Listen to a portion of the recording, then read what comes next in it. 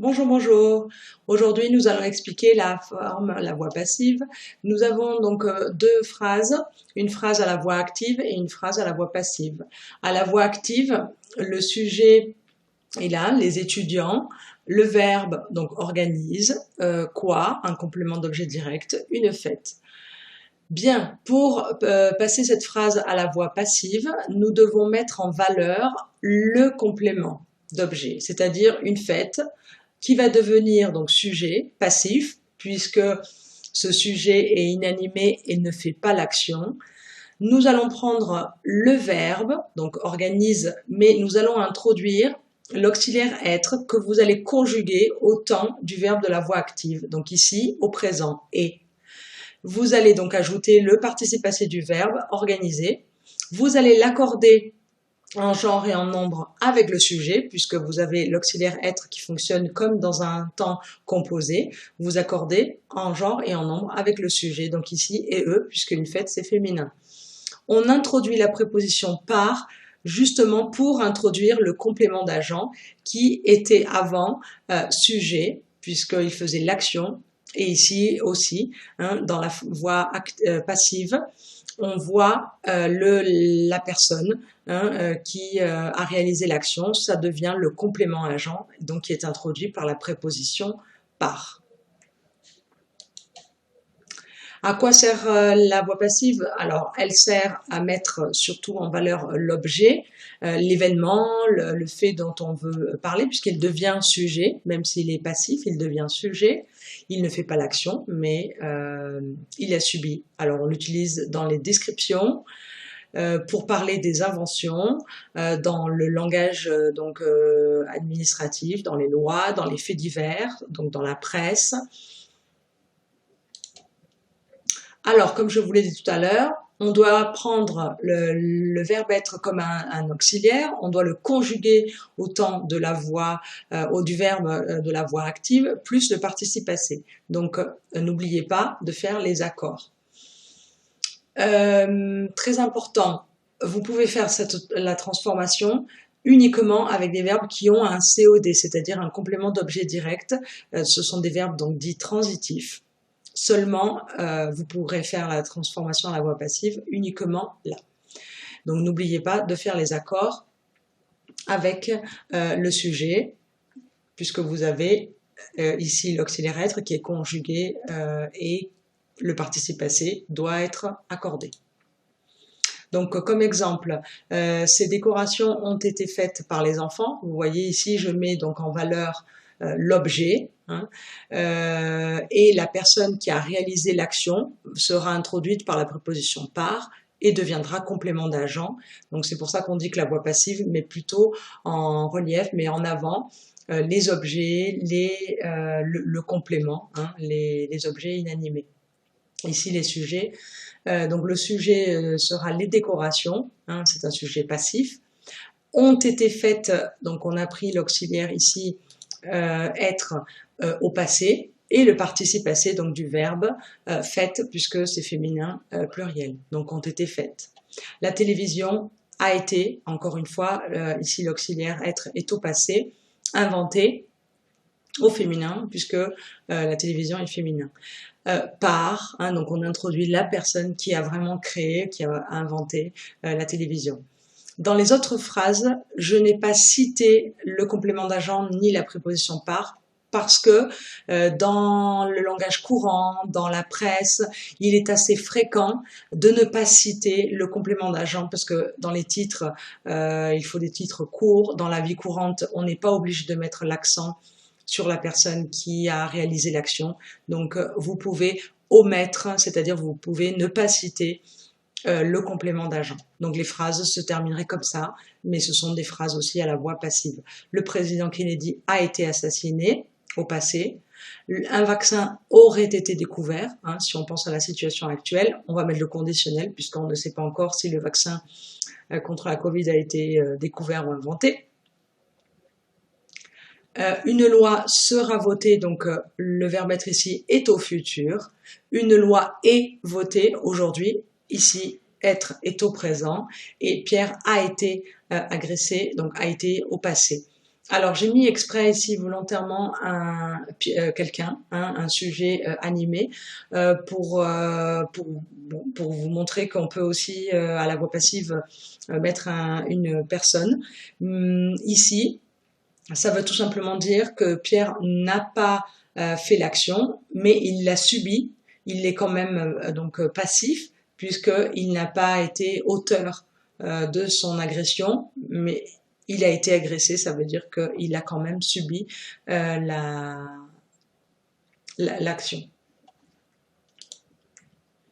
Avec les verbes donc modo, devoir, pouvoir, sembler, paraître, on va conjuguer ces verbes-là justement et le verbe être sera à l'infinitif, d'accord? Donc ils devront présenter leur projet devra, hein, donc il est au futur de la même manière qu'à la voix active.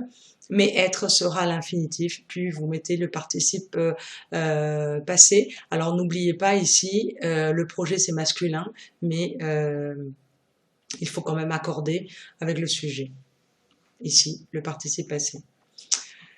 Bon, on utilise peu après par un pronom personnel, c'est-à-dire que là, dans l'exemple, ce roman a été écrit par lui. Bon, tout simplement, c'est possible, hein, mais c'est vrai qu'on utilise plus souvent la voix active ou alors la mise en relief si vous voulez vraiment mettre en relief la personne qui a réalisé l'action.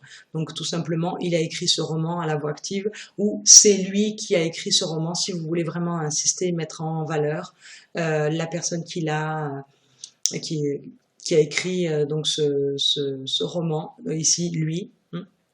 Vous le mettez entre c'est et qui, hein, donc pour la mise en relief. Quand on a des personnes, c'est vrai que si on ne sait pas qui a fait cette action, hein, on utilise tout simplement la voix active avec le sujet on, hein, si vous ne savez pas qui. Donc par exemple, on m'a envoyé en mission, on ne sait pas, on ne dit pas votre chef ou qui, hein, si vous ne voulez pas le citer, vous utilisez tout simplement on, ou si vous ne savez pas qui a créé ou qui a inventé un objet, vous utilisez on et la voix active. Ici, c'est vrai que vous pouvez dire j'ai été envoyé en mission, c'est vrai, hein, mais on utilise de préférence la voix active. Alors, comme j'ai dit tout à l'heure, on peut faire la transformation de voix active à voix passive, on peut transformer ces phrases lorsqu'il y a un COD. Donc, lorsque vous avez un COI, un complément d'objet indirect, la transformation est impossible. On utilisera tout simplement la voix active avec le sujet on si vous ne savez pas qui, hein, mais on utilisera la voix active. Donc par exemple, on a offert un cadeau à Mathilde pour ses 20 ans. Offrir à quelqu'un, c'est un complément d'objet indirect à Mathilde. Donc si vous ne savez pas qui lui a offert, vous laissez on. Et si vous savez qui, vous pouvez nommer le sujet. Donc c'est une phrase active. Vous ne pourrez pas faire la transformation. Par est remplacé par de dans les cas donc dans ces cas ici où les verbes donc expriment un sentiment ou une attitude, donc aimer, détester, adorer, etc. Connaître, respecter, oublier. Les verbes qui expriment aussi une description, donc qui servent donc d'écrire, être décoré, être composé. Alors, il est vrai que vous pouvez entendre par, hein, après, comme pour introduire le complément d'agent, mais c'est beaucoup plus correct. Il est préférable de remplacer par et d'utiliser la préposition de. Donc, il était apprécié de tous, il était connu de tout le quartier et le panier était rempli de fruits. D'autres moyens d'exprimer le passif. Alors ici, ce sont des remarques pour aller plus loin. Hein. Ce sont d'autres manières d'exprimer la voix passive sans faire de transformation. Alors, on dit que les verbes pronominaux ont un sens passif puisque on met le sujet inanimé en valeur et on utilise un verbe pronominal. Mais comme je vous ai mis ici, vous voyez qu'on peut très bien transformer ces phrases dont le verbe est pronominal en phrase passive. C'est pour ça que on dit que les verbes pronominaux ont un sens passif. Le sujet ne fait pas l'action, mais il la subit. Donc cette langue se lit, s'écrit de droite à gauche. Vous pouvez transformer en voix passive. Elle est lue et écrite. Donc ce verbe pronominal ici a un sens passif. La langue est un sujet. On la met en valeur. C'est un sujet inanimé qui ne fait aucune action mais qui la subit. La structure faire plus infinitif fonctionne de la même manière. Donc, nous avons fait examiner notre enfant par un spécialiste. La police a fait évacuer la salle. Nous n'avons rien fait. Hein. Nous avons demandé à un spécialiste, c'est celui qui a fait l'action, vous voyez, par un spécialiste, et notre enfant donc a été examiné. Vous pouvez transformer la phrase en voix passive. Notre enfant a été examiné par un spécialiste. C'est pour ça que la structure faire plus infinitif a le sens passif. La police a fait évacuer la salle. On peut très bien dire la salle a été évacuée par la police. C'est une voix, c'est une phrase à la voix passive, mais on a préféré utiliser donc faire plus infinitif. C'est assez fréquent hein, en français d'utiliser cette structure aussi bien à l'oral qu'à l'écrit. Donc remarque importante, fait sera toujours invariable. Le participe passé ici sera toujours invariable puisqu'il est suivi d'un infinitif. Ici, nous avons, bon, j'ai mis tout simplement le passé, mais vous pouvez très bien conjuguer faire à n'importe quel temps hein, verbal. Se faire et se laisser plus infinitif fonctionnent de la même manière. Elle s'est fait vacciner contre la grippe. Ils se sont laissés insulter sans rien dire. Alors, c'est faire et laisser donc de manière pronominale plus un infinitif. La remarque est la même, donc fait ou laisser seront toujours invariables puisqu'ils ont un infinitif après. Vous pouvez conjuguer se faire ou se laisser à n'importe quel temps verbal. Et on dit qu'ils ont un sens passif parce que le sujet ici, elle ou il, ne fait aucune action, mais il ou elle, donc ici, elle s'est fait vacciner. Elle ne s'est pas vaccinée à elle-même, c'est un infirmier. D'ailleurs, on aurait pu continuer la phrase « Elle s'est fait vacciner contre la grippe par son infirmier ».